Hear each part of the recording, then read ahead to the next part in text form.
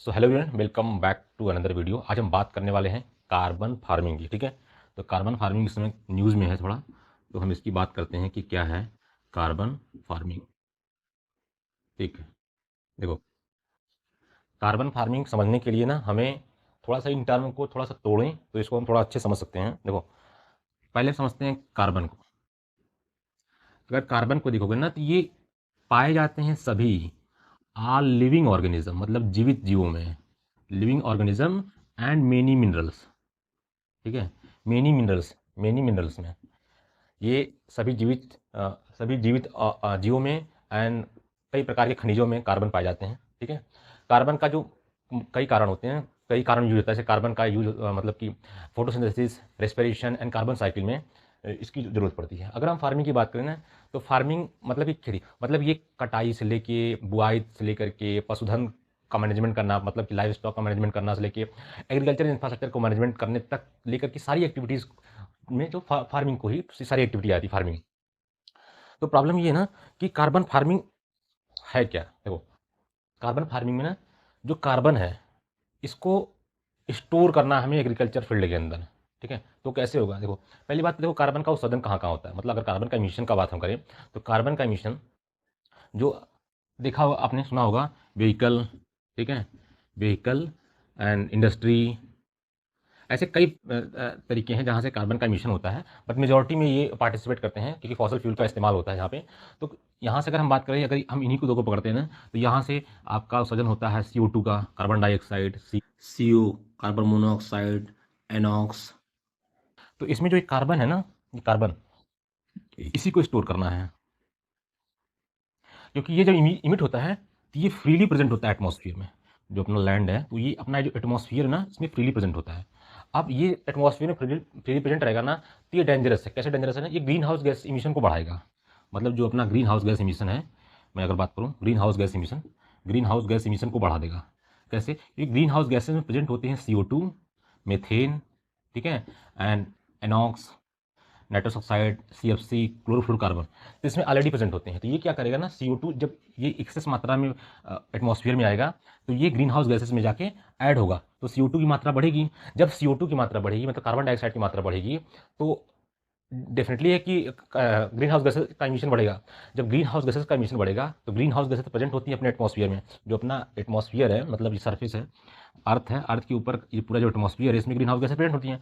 तो जब इन green house gases का मात्रा बढ़ेगा ना, तो इससे क्या होगा कि जो सन से, जैसे अर्थ है तो जो सन से रेडिएशन आती है ना, सन से जो रेडिएशन आती है, यहाँ पे जो ग्रीन हाउस गैसेस प्रेजेंट होगी, इनकी मात्रा जब बढ़ेगी तो इस सन से जो रेडिएशन है ना, उनको ज़्यादा एब्जॉर्व करेंगे।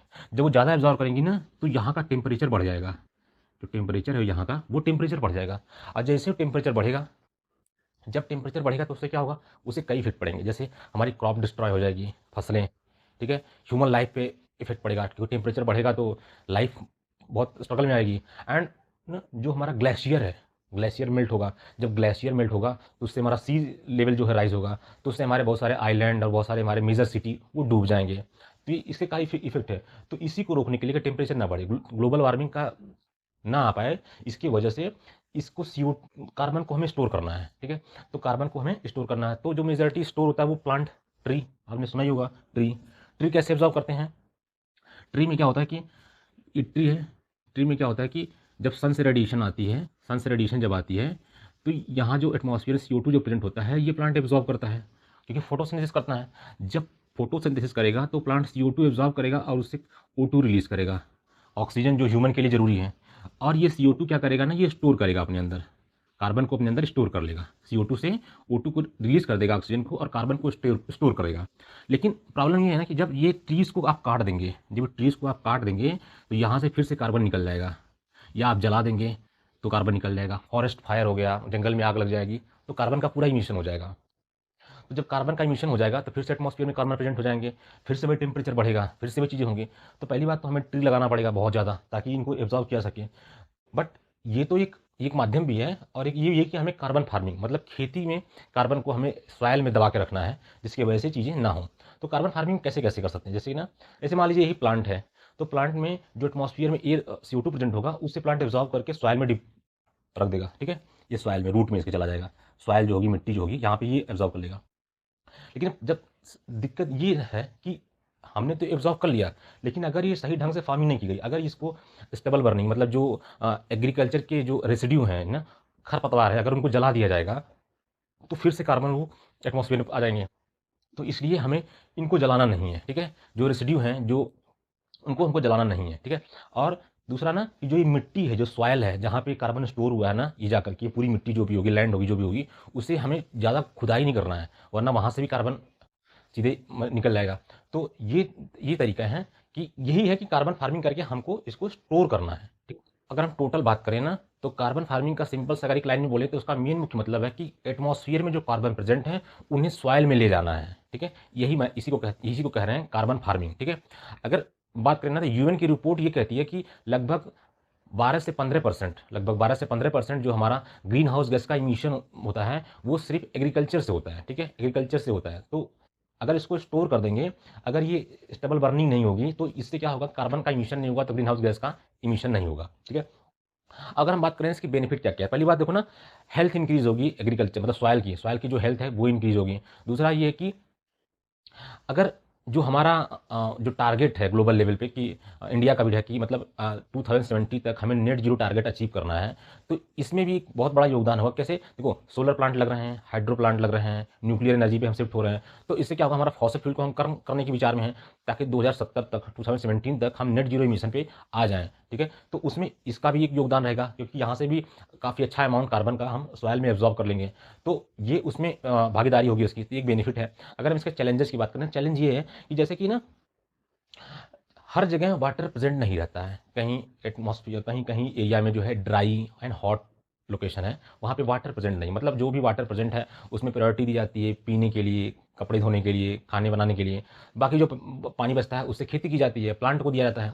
तो उस एरिया में ना, एक एरिया जहाँ पे बहुत ज़्यादा पानी उपलब्ध है, वहाँ बहुत सारे ग्रास, बहुत सारे छोटे छोटे प्लांट, बहुत बड़े बड़े प्लांट जिनको बहुत पानी की आवश्यकता है, वो सब उग सकते हैं। लेकिन ऐसे एरिया में जहाँ पानी की कमी है, वहाँ पे ज़्यादा प्लांट नहीं उग सकते हैं। तो जब ज़्यादा प्लांट नहीं हो सकते हैं, ग्रोथ नहीं हो सकती है, या उनका कुछ भी हो सकता है, मतलब जो भी चीज़ें हैं, तो उससे क्या होगा कि जब ज़्यादा प्लांट नहीं होगा तो फोटोसिंथेसिस नहीं होगा, जब फोटोसिंथेसिस नहीं होगा तो CO2 का एब्जॉर्प्शन नहीं होगा।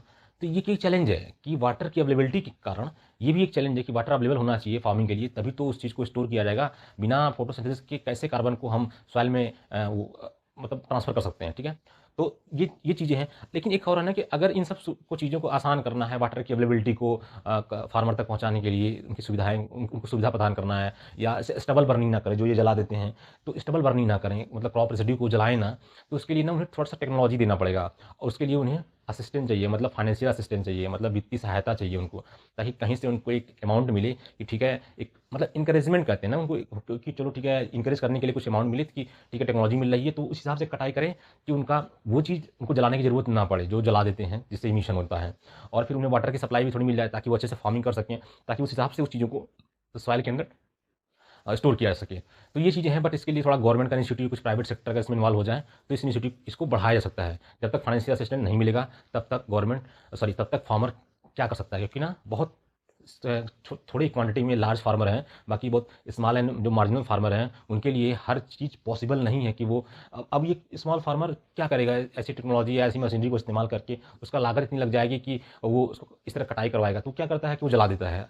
यार इतना कौन झंझट पालेगा, जलाओ इसको, खत्म करो जला करके। और जैसे वो जलाएगा, क्योंकि पैसे नहीं है ना उस चीज़ को उतना अफोर्ड कर सके वो, जैसे जलाएगा फिर कार्बन इमिशन हो जाएगा बाहर, तो बेकार हो जाएगा, क्योंकि खेती तो हो रही है लेकिन उस चीज़ को स्टोर नहीं किया जा रहा है, ठीक है। तो ये कुछ चैलेंजेस हैं गवर्नमेंट के सामने और सोसाइटी में, बट इसको धीरे धीरे इंस्टीट्यूट किया जाएगा, तो ये चीज़ें हैं, तो इसलिए बढ़ावा दिया जा रहा है कार्बन फार्मिंग को, ताकि स्टोर किया जा सके इस चीज़ों को। सो आई होप आप लोगों को ये वीडियो समझ में आया होगा, अगर समझ में आया होगा तो please do like share subscribe, and thank you so much for watching.